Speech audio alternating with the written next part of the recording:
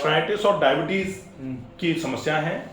अब गैस्ट्राइटिस मतलब पेट में गैस बनना, पेट में गर्मी रहना, पेट फूलना, एक बार में साफ नहीं होना, वजन कम हो जाना, कमजोरी का बढ़ जाना, ये सारे जो सिम्टम्स हैं, साथ में डायबिटीज। तो इससे रिलेटेड क्या क्या प्रश्न हैं आपके? सर इसमें मैं जैसे नींबू पानी पी सकते हैं? हाँ, नींबू पानी बेसिकली क्या है कि अगर जैसे गैस्ट्राइटिस है और गैस्ट्राइटिस इरोजिव हो गई है।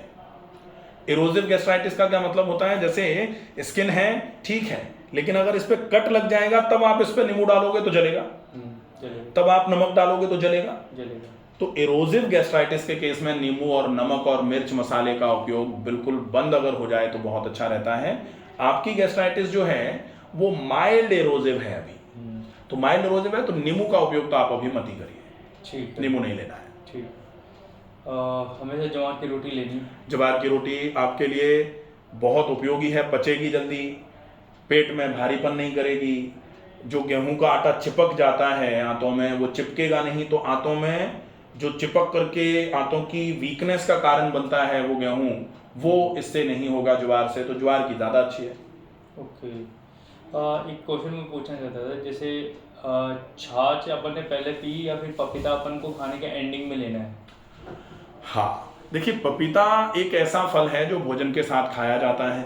सामान्य तौर पर मैं कल ही किसी को कह भी रहा था कि अगर पपीता कोई अकेला खाएगा तो क्या होता है कि अकेला पपीता खाया, पपीते में पेपेन एंजाइम होता है, वो गलाने का काम करता है। अब वो गलाए किसको भाई, और तो कुछ है ही नहीं। तो पपीता अगर आप भोजन के साथ खा रहे हैं तो वो भोजन को पचाने में मदद करने का काम करेगा। अगर आप खाली पेट पपीता खा रहे हैं, और स्पेसिफिकली वो लोग जो पेट की समस्या से थोड़े परेशान हैं, जिनको एसिडिटी रहती है या जिनको एंडोस्कोपी कराई है, गैस्ट्राइटिस की समस्या आई है, वो लोग पपीता अकेला नहीं खा सकते। अकेला पपीता खाते ही पूरे दिन पेट भारी भारी रहेगा, पेट में गुड़ गुड़ की आवाज़ करता रहेगा। फिर खाने के साथ पपीता खाना है।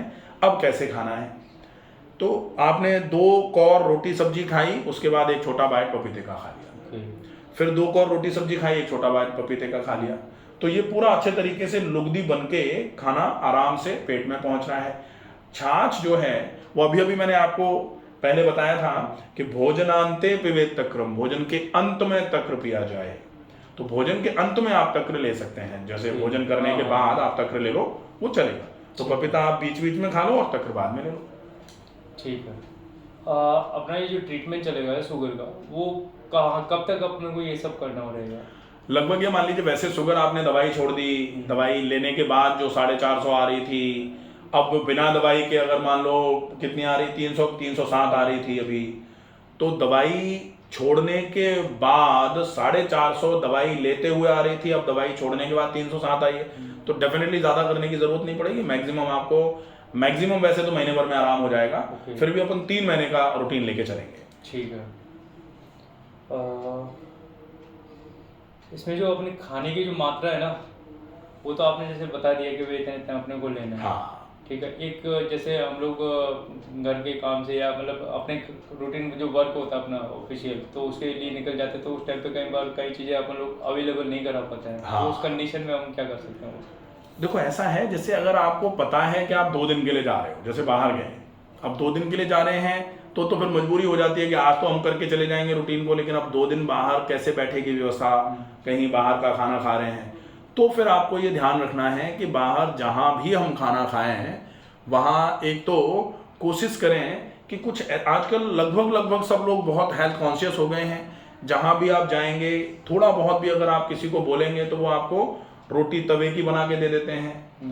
अगर आपको ऐसा लगे तो आप चावल खा लो उबले हुए, ब्राउन राइस अगर कहीं अवेलेबल हो जा रहे हैं तो, नहीं तो तवे की रोटी और आप मूंग की दाल अवेलेबल हो जाती है हर जगह। या फिर सब्जियां अगर आपको मिल पा रही हैं तो बिल्कुल कम मिर्च मसाले वाली सब्जी का उपयोग हो जाए, वो तो एक खाने का हो जाएगा। फल का उपयोग थोड़ा ज़्यादा कर लिया जाए अगर आप 2-3 दिन के लिए कहीं जा रहे हैं, और अगर जैसे मान लो आज का ही काम है, शाम तक लौट के आ रहे हैं, तो फिर वो चल जाएगा कि आप बाहर अगर भोजन प्रॉपर नहीं ले पा रहे हैं तो आप फल खा के अपना दिन निकाल लो, ताकि शाम को लौटने के बाद आप अपना प्रॉपर डिनर करके, अगर प्रॉपर डिनर आपका 9 बजे होगा तो वो गड़बड़ है, 9 बजे आप प्रॉपर नहीं ले सकते। आप 7 बजे के पहले डिनर ले रहे हैं तो चलेगा, 9 बजे के आसपास ले रहे हो तो आप अपनी अच्छी मात्रा में सब्जी ले लो।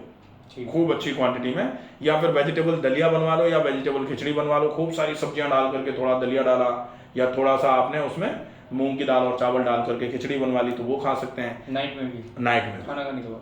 हाँ, खाना खाने भूख के बाद लगे जो है भूख लगे तो डेफिनेटली खा सकते हैं, कोई दिक्कत नहीं। लेकिन कोशिश ये करनी है कि 7 बजे खाना खा लिया, अब भूख आपको 10 बजे तक लगेगी। अब हम 10 बजे अगर खिचड़ी दलिया रोज खाने की आदत बना देंगे, वो गलत है। तो फिर वो गलत है, फिर वो ठीक नहीं है। क्योंकि अगर अपन जल्दी इसीलिए तो खा रहे थे कि पेट खाली हो जाए फिर हम सोएं। हाँ। अब पेट खाली हो गया और हमने फिर भर के फिर हम सो रहे हैं, तो फिर खाली का मतलब ही क्या निकला, फिर गड़बड़ है। सही बात है। अच्छा, इसमें हम लोग जैसे कभी कभार मन कर जाए मीठा खाने का, तो उस कंडीशन में हम लोग ले सकते हैं थोड़ा बहुत? मीठा और अगर ले जैसे तो क्या बहुत लें? मन करे, चूंकि 450 शुगर है, इसलिए डायरेक्ट मीठे का अगर मन कर रहा है तो थोड़ा मन को मारना पड़ेगा। लेकिन कोशिश ये करेंगे कि आपको अगर बहुत ही मन कर रहा है तो आप कुछ वैसा खा लो, जैसे गुड़ खा लिया, या मीठे फल खा सकते हो। मीठे फल कंपैरेटिवली चल जाएंगे कंपैरेटिवली। ओके। ये अपन जैसे रात को मेथी भिगोते हैं, बादाम भिगोते हैं, और चने हो गया, सोयाबीन हो गया। ये मैंने तो आपको अभी बताया था कि मेथी आपके लिए नुकसानदायक है क्योंकि गैस्ट्राइटिस है। चने इसलिए नुकसानदायक हैं क्योंकि पचने में भारी हैं, आपका पाचन तंत्र कमजोर है। अब आप बादाम और अखरोट की जैसे स्थिति है तो वो पचेंगे नहीं अभी, तो पहले पाचन तंत्र को मजबूत करने का काम करें अपन। उसके बाद बादाम अखरोट ठीक हैं, अच्छे हैं, खाने में खाए जा सकते हैं। लेकिन अभी चूंकि जैसे कमजोर व्यक्ति को किसी मजबूत पहलवान से लड़ा दो तो उसका हारना तय हो जाता है। कमजोर पाचन तंत्र है और अपन पचाने में जो भारी हैं, पचने में अखरोट और बादाम उनको खाएं, पहले नहीं चलेगा। ठीक है। एक अभी गर्मियों में ना अपन जैसे गुली की राबड़ी खाते हैं। हाँ, जो कि वो चलेगा, वो चलेगा। बिल्कुल। वो कौन से टाइम पे अपन ले सकते हैं?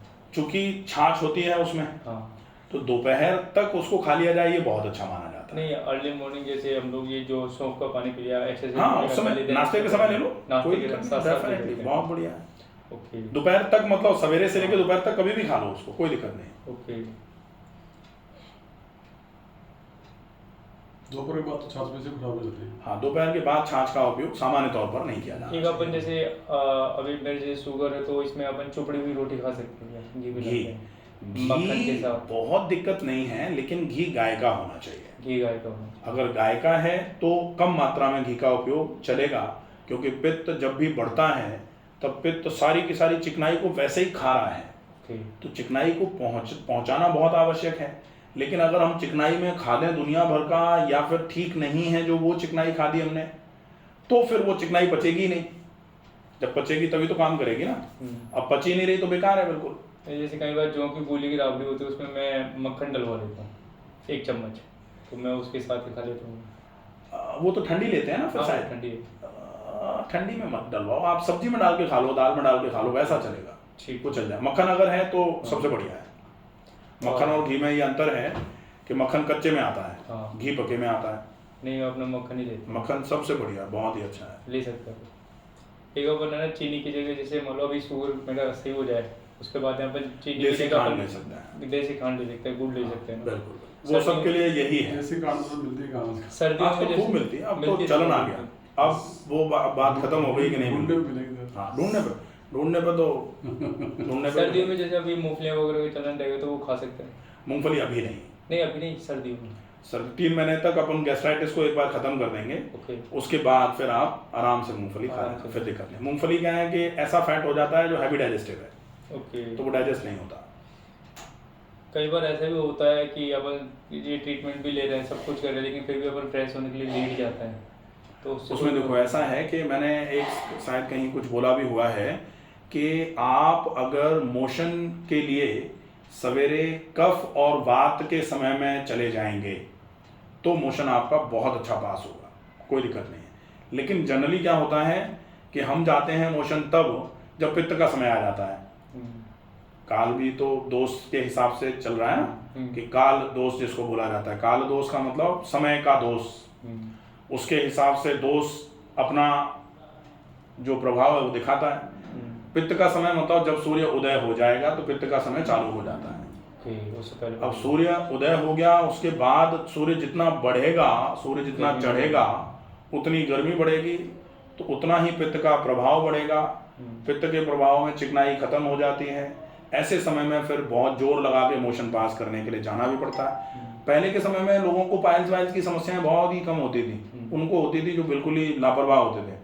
आज पाइल्स की समस्याएं 100 में से 80 लोगों को है, बोले कोई नहीं, लेकिन 100 में से 80 लोगों को 20 लोग वो जो पूरा अच्छे से फॉलो करते हैं वो बचे हुए हैं, नहीं तो बहुत गड़बड़ है। और उसका एक बहुत बड़ा कारण ये है कि 8 बजे 9 बजे के आसपास मोशन जा रहे हैं, तो वो तो डेफिनेटली प्रॉब्लम करेगा। रगड़ते हुए मोशन पास होगा, नीचे की तरफ उतरेगा, रगड़ते हुए निकलेगा, तो डेफिनेटली पाइल्स के मस्से बन जाएंगे, हेमोरॉइड्स बन जाएंगे, एनल कट्स हो जाते हैं, इनको फिसर्स बोला जाता है, कई समस्याएं आ रही हैं। नहीं, अपने जैसे कि अपन जैसे आपकी डाइट के अकॉर्डिंग भी अगर अपन चल रहे हैं और फिर भी अपन खाना अपन खा करके मतलब मोशन सुबह जाते हैं, हाँ। और तो वो मतलब एक पर्टिकुलर सही तरीके से ना आ रहा है कि चिपक के आ रहा है वो तो अभी उसका आपकी किसी- समस्या है ना, वो अपन बोल रहे हैं ना कि जैसे गैस्ट्राइटिस में होता ही ये है। गैस्ट्राइटिस में धीरे धीरे करके आंतों में सूजन आ जाती है, आंतों में सूजन की वजह से मल में चिकनाई आना चालू हो जाती है, फिर मल एनस पे भी चिपकेगा और कमोड पे भी चिपकेगा। अब वो चिपका हुआ मल एनस पे चिपक रहा है, ये बीमारी नहीं है, वो चिपकना हो गया है, वो बीमारी है। तो चिपकना क्यों हो गया? क्योंकि पचा नहीं, सड़ता रहा, पड़ा कीचड़ हो गया, वो मल नहीं रह गया। फिर वो मल का मतलब होता है कि वो विकृत नहीं होगा तब तक ठीक है। आयुर्वेद में बहुत क्लियरली बोला गया है, सर्वेषाम रोगाणाम निदानम कुपितः मलः। तो मल तो होना चाहिए। आयुर्वेद में तो कहा जाता है शरीर क्या है, बोले दोष धातु मल मूलम ही शरीर। मल शरीर का ही तो एक भाग है, होना ही चाहिए, बनता है, बनेगा तभी तो निकलेगा। सही बात। लेकिन अगर वो निकले नहीं समय से और वो पड़ा सड़े, तब फिर वो कुपित होगा। कुपित मल शरीर में रोगों का कारण है, आयुर्वेद ने क्लियरली लिखा है। ठीक है, तो वो कुपित होता हुआ मल है, और उस कुपित मल का ही तो अपन उपचार करके उसको खत्म कर देंगे, तो झंझट ही खत्म हो जाएगा। ये तो एक जैसे घर में नॉर्मली कई बार अपन साउथ इंडियन फूड बनाते हैं, जैसे इडली सांभर हो गया, हाँ, और ये मसाला डोसा हो गया, चना मसाला, पनीर जो हाँ। हो गया, वो अपन ले सकते हैं ऐसी कंडीशन पे? देखो अब ऐसा है कि आप फर्मेंटेड फूड तो ले सकते हो, लेकिन मसाला डोसा नहीं चलेगा। इडली सांभर चलेगा। इडली सांबर में आपने क्या डाला है उसके ऊपर डिपेंड सांभर में करेगा। लौकी का होता है, लौकी का होता है तो वो चल जाएगा। लौकी हो गई, चने की दाल हो गई। चने की दाल फिर से वो दिक्कत है कि चना बहुत भारी होगा पचने में। इसकी जगह मूंग की दाल ले लें, मूंग की दाल डाल करके फिर बनवा लो आप, थोड़ा सा खा लो। और कुछ वेजिटेबल्स हो गए। हाँ चलो, फिर थोड़ी डाल डालते हैं उसमें। तुअर की दाल मिलती है। तुअर की भी डलती है, चने की, वो तो जैसा बनाए, जैसा जो बना ले वैसा बनता है। हाँ, वो ले सकते हैं ना, उससे कोई प्रॉब्लम नहीं। सांभर तो पूरी दाल से बनता है। वो वैसे लाइट फूड भी होता है वो उसके लिए। हाँ, लेकिन वो क्या गैस्ट्राइटिस है ना, तो गैस्ट्राइटिस में अपने को सब कुछ देख के चलना पड़ता है। वो उसमें कि अगर हमने कुछ भी ऐसा खा दिया जो आपके एरोजन्स को खराब करने का काम करेगा, तो स्वाद तो मिलेगा आपको क्षणिक, नुकसान बहुत लंबे समय तक फील होगा उसका। तो इसलिए आपको कुछ भी ऐसा नहीं खाना है। ठीक है, अवॉइड कर देंगे, तो 3 महीने तक का हुआ है। ठीक है, हो गया पूरा? हो गया।